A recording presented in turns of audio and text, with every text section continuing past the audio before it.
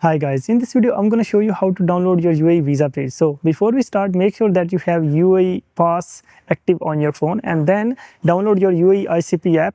So after you're done with downloading UAE ICP app, I'm going to open it on my phone to show you guys. So I will go in the UAE ICP app. I will open it. And when I open it, it will show me this page where I have to sign in with UAE Pass. That's why I was telling you guys that you need to have UAE Pass active on your phone. And once I do that, it will show me this page. And then after that, I'll be able to open it.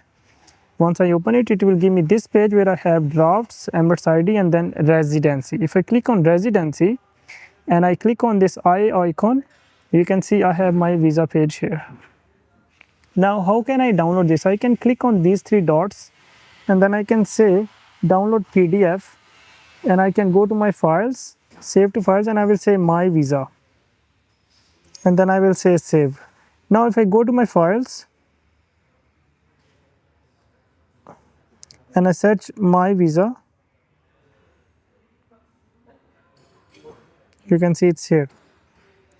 So this is how easy it is to download your UAE visa page from UAE ICP app.